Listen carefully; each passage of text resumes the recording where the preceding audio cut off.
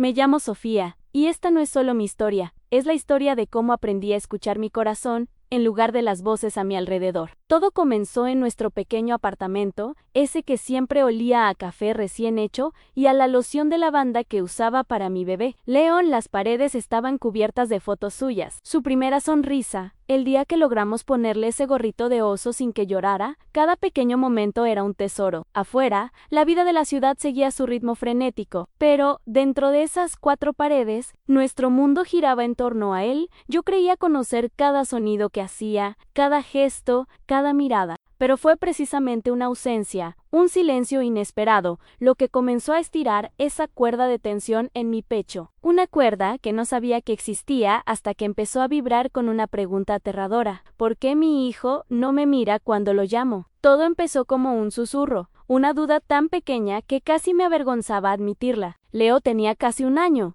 y nuestro apartamento, antes un santuario de certezas, se estaba convirtiendo en un laberinto de preguntas. La primera vez que lo sentí, de verdad fue una tarde soleada. La luz se filtraba por la ventana del salón, dibujando cuadrados dorados en el suelo de madera donde Leo estaba sentado, completamente absorto. Tenía sus bloques de construcción, los de colores primarios que le había regalado su abuela, pero no los apilaba para construir torres que luego derribaba con una carcajada, como hacían los bebés de mis amigas en las fotos que inundaban mis redes sociales. Anon Leo los alineaba en una y otra vez, rojo, azul, amarillo, rojo, azul, amarillo, con una concentración que parecía impropia para su edad, una precisión casi quirúrgica. Leo, lo llamé con esa voz cantarina que usamos las madres, esperando que levantara la vista con esa sonrisa desdentada que me derretía el corazón. A nada, su pequeño cuerpo ni siquiera se inmutó. Estaba en su propio universo, un mundo ordenado de bloques de colores. Me acerqué un poco más, casi arrodillándome a su lado. Leo, mi amor. Mira a mamá. El silencio que me devolvió fue más ruidoso que cualquier grito. Su nombre, la palabra que yo había repetido como un mantra desde que supe que existía,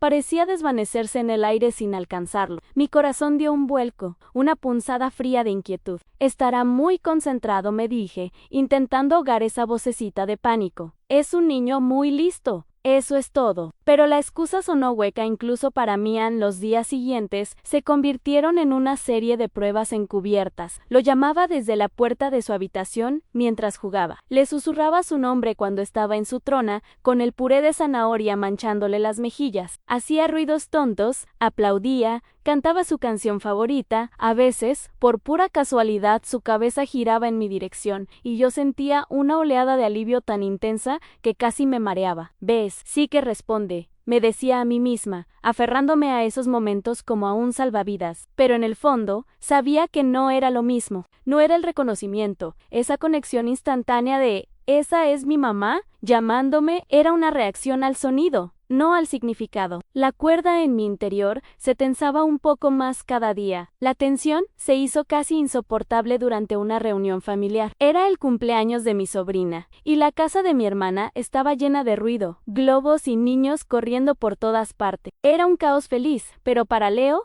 parecía una tortura. Mientras los otros niños chillaban y jugaban, él se había refugiado en un rincón, debajo de una mesa, tapándose los oídos con sus manitas. Su cuerpo estaba rígido, sus ojos cerrados con fuerza. Mi cuñado Carlos, un hombre bonachón que siempre tenía una broma a punto, se acercó y dijo en voz alta: «Vamos, campeón, sal de ahí a jugar». Leo solo se encogió más. Fue entonces cuando mi tía Marta, esa figura matriarcal cuya opinión era ley en la familia, se acercó a mí. Marta es una mujer de carácter fuerte, de las que creen que antes los niños se criaban solos y salían perfectamente. Me puso una mano en el hombro. Su toque pretendía ser reconfortante, pero se sintió pesado. «Sofía, no te preocupes tanto. Cada niño tiene su propio ritmo. Mi hijo Mayoere no habló hasta los 3 años y ahora es abogado. No hay quien lo calle», dijo con una risa que resonó en toda la sala. Todos a mi alrededor asintieron, sonriendo. «Es verdad», añadió mi propia madre. «Eres demasiado aprensiva. Déjalo ser, solo es un bebé». Sentí como mis mejillas ardían. Me sentí juzgada, como si fuera una madre primeriza histérica. ¿Y si tenían razón? ¿Y si estaba proyectando mis propias ansiedades en mi hijo perfecto?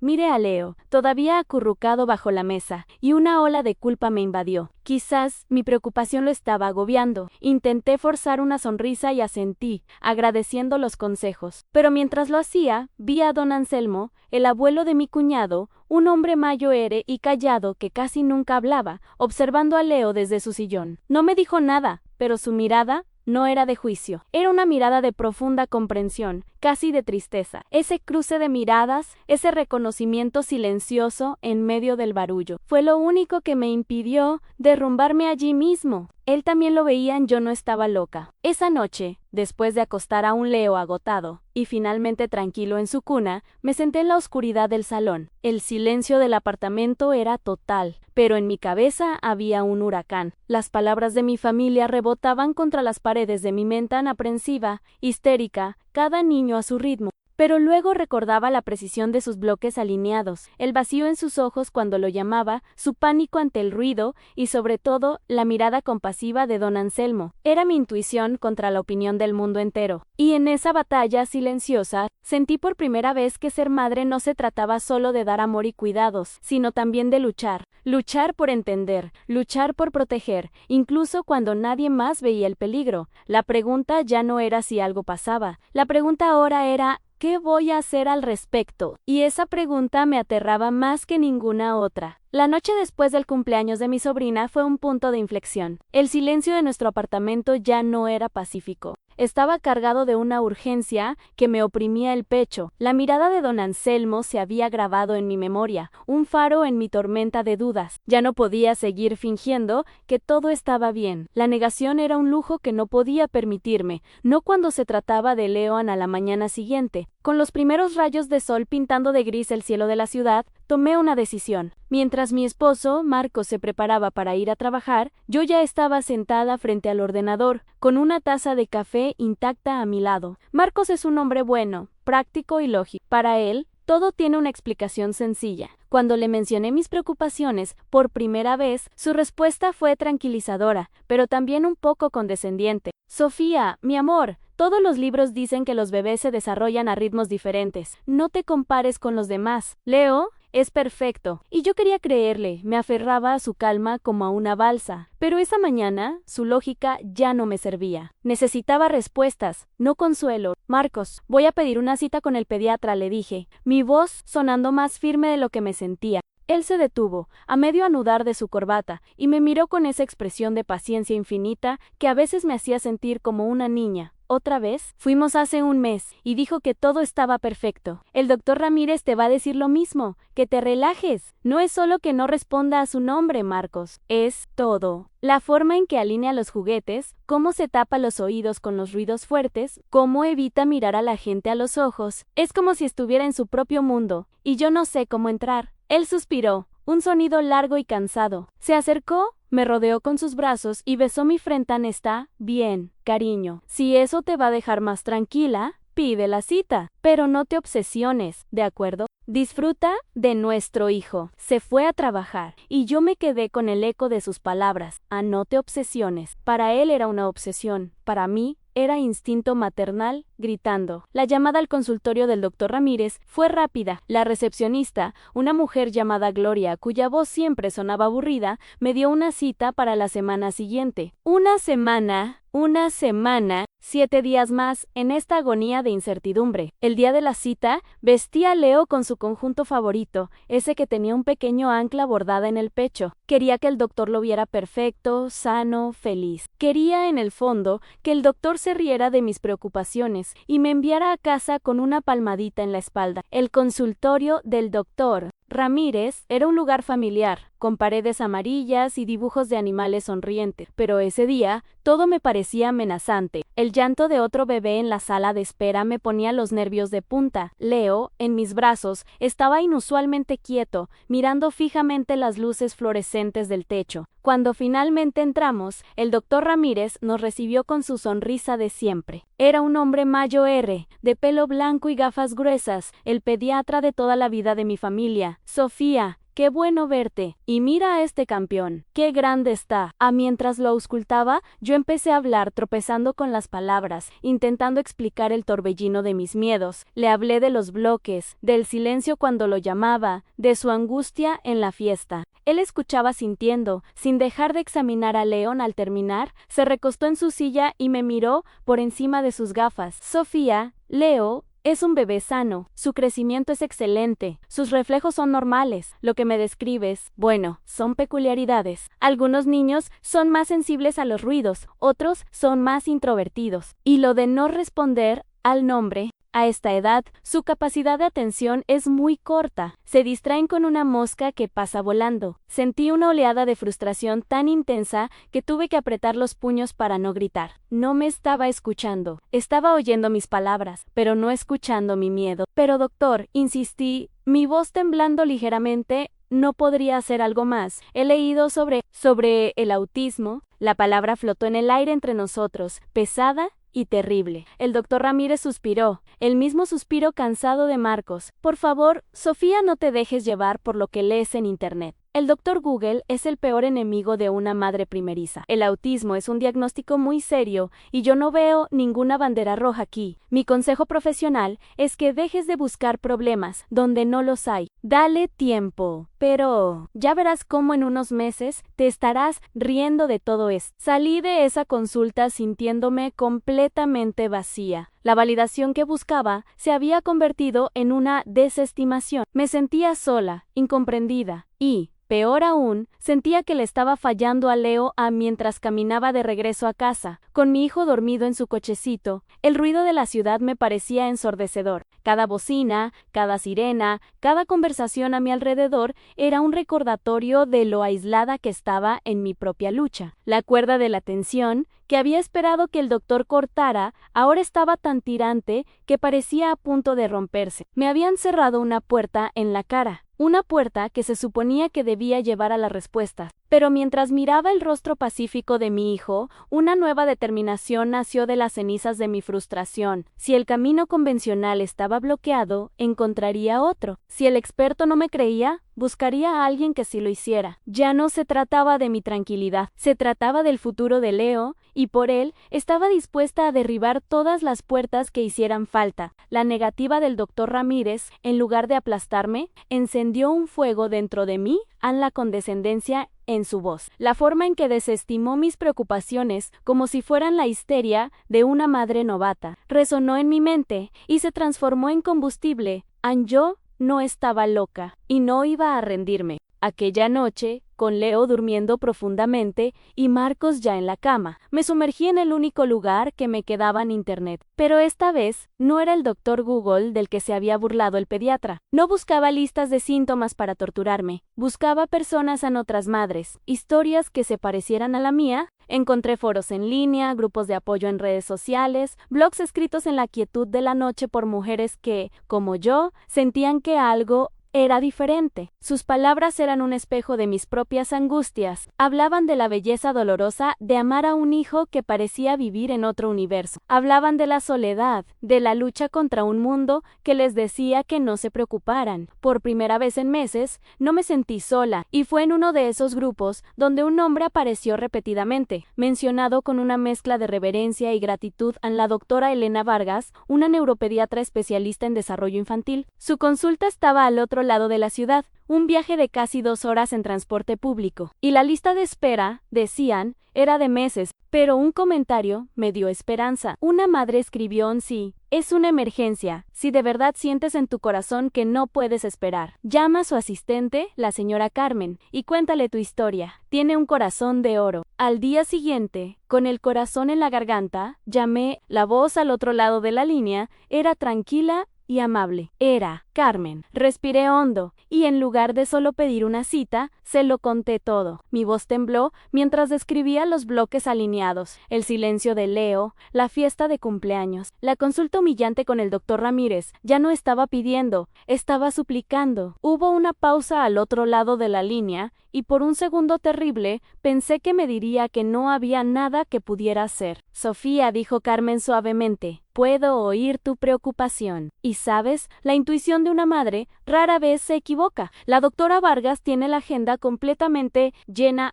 pero hemos tenido una cancelación para mañana por la tarde. Es muy precipitado, lo sé. ¿Podrías venir? Las lágrimas que había estado conteniendo durante semanas finalmente rodaron por mi cara. Eran lágrimas de alivio, de gratitud. Sí, dije, con la voz entrecortada. Sí. Allí estaremos. El viaje al día siguiente fue una odisea. El autobús estaba abarrotado, el metro era ruidoso. Sostuve a Leo con fuerza, tratando de protegerlo de la sobrecarga de estímulos, su pequeño cuerpo tenso contra el mío. Cada minuto parecía una hora. La consulta de la doctora Vargas no se parecía en nada a la del doctor Ramírez en TV. Las paredes eran de un azul suave, la iluminación era indirecta y, en lugar de una sala de espera ruidosa, había una pequeña y silenciosa área de juegos con juguetes sensoriales. La señora Carmen me recibió con una cálida sonrisa, como si nos encontráramos para tomar un café. Los está esperando, dijo, guiándome por un pasillo. La doctora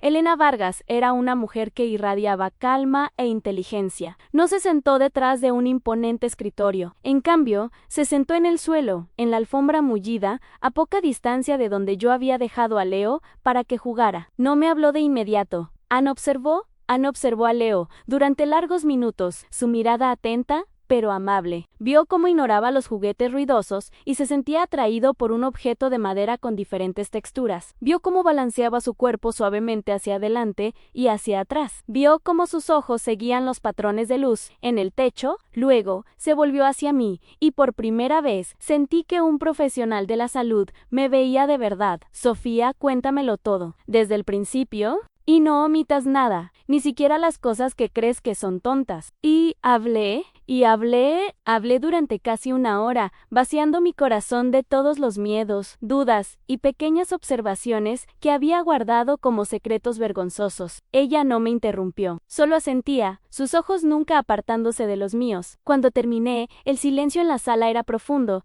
pero no estaba vacío. Era un silencio de comprensión. Gracias por compartir todo esto conmigo, Sofía, dijo finalmente. Eres una madre muy observadora, y tu instinto es absolutamente correcto. No estás exagerando. La validación en sus palabras fue tan poderosa que sentí que mi cuerpo se relajaba por primera vez en meses. Luego se acercó a Leo, no de forma invasiva, sino con un respeto que me conmovió. No lo llamó por su nombre, en voz alta. En cambio, hizo rodar una pelota suave en su dirección a Leo, la ignoró, cogió un juguete con luces suaves y lo movió lentamente en su campo de visión. Él lo siguió con los ojos por un momento, luego perdió el interés. Todo lo que hacía era gentil, paciente, respetuoso. Después de un rato más de observación, se volvió hacia mí de nuevo. Sofía, basándome en lo que me has descrito, y en lo que estoy observando aquí, veo señales claras que sugieren que Leo está en el espectro del autismo. No es una certeza, por supuesto. Necesitaremos una evaluación completa, pero tu intuición tenía razón. Él no está siendo terco ni malcriado. Su cerebro simplemente procesa el mundo de una manera diferente. El ruido le duele. El contacto visual lo abruma, y su nombre, para él, puede ser solo un sonido más en un mundo ya muy ruidoso, sin el significado especial que tiene para ti. En ese momento, la cuerda de la tensión que había estado estirada dentro de mí durante tanto tiempo no se rompió. Se transformó, el miedo paralizante dio paso a una claridad abrumadora. No era el fin del mundo. Era el comienzo de un nuevo mapa. Un mapa para entender a mi hijo. Las lágrimas volvieron, pero esta vez no eran de miedo o frustración. Eran de alivio, de amor. Finalmente tenía una respuesta. Y, lo que es más importante, tenía un camino. Ya no estaba perdida en la oscuridad. Alguien finalmente me había entregado una linterna. Salir de la consulta de la doctora Vargas fue como volver a nacer. El aire de la ciudad, que antes me parecía opresivo y ruidoso, ahora se sentía diferente. El peso que había estado cargando sobre mis hombros, el peso de la duda, de la culpa, de sentirme loca, se había desvanecido. No es que el miedo hubiera desaparecido por completo, pero ahora tenía un nombre, una forma, y lo más importante, un camino a seguir. Ya no luchaba contra un fantasma. Ahora sabía a qué nos enfrentábamos, y ese conocimiento era poder. Esa noche, cuando Marcos llegó a casa, no le presenté mis miedos, sino mis certezas. Le conté sobre la doctora Vargas, sobre su amabilidad, sobre su respeto por Leo, le expliqué lo que ella me había dicho, aunque el cerebro de nuestro hijo era simplemente diferente. No defectuoso. Vi en sus ojos como la lógica que antes usaba para calmarme, ahora luchaba por procesar esta nueva realidad. Pero esta vez no había espacio para la desestimación. Mi convicción era inquebrantable, y al ver la determinación en mis ojos y el amor inmenso que ambos sentíamos por nuestro hijo, finalmente entendió. Esa noche, por primera vez, nos convertimos en un equipo. La historia de Leo y la mía no terminó con un diagnóstico. Al contrario, ahí fue donde realmente comenzó. Empezó un viaje de terapias, de aprender un nuevo lenguaje para comunicarnos con nuestro hijo, de celebrar victorias que nadie más entendería. La primera vez que toleró un abrazo un segundo más, la primera vez que probó una comida nueva sin angustia, la primera vez que, con ayuda de su terapeuta, me miró a los ojos intencionadamente. Cada pequeño paso era una fiesta y su nombre. Aprendí que no era la palabra en sí lo que importaba, sino la conexión. Encontré otras formas de llamarlo, con una caricia en su mejilla, con su canción favorita susurrada suavemente, con el olor de su loción de lavanda, y él empezó a responder, no siempre con la mirada, pero sí con una calma, con un pequeño gesto que me decía, sé que estás aquí, mamá. Estoy contigo. Si estás viendo esto y sientes esa misma inquietud en tu corazón, esa vocecita que te dice que algo no está bien, por favor escúchala. Eres la Mayo, eres experta en tu hijo. Lucha por él, busca segundas opiniones, busca a otras madres y padres que entiendan tu camino. No estás sola. A veces, el viaje más aterrador nos lleva al destino más hermoso, el de entender y amar a nuestros hijos exactamente por quienes son. Si esta historia te ha conmovido, dale a me gusta y suscríbete para que podamos seguir compartiendo y apoyándonos juntos. Y ahora quiero preguntarte a ti, ¿alguna vez has tenido que luchar por tu intuición en contra de la opinión de todos? Cuéntame tu historia en los comentarios. Leamos y aprendamos unos de otros, porque en este camino,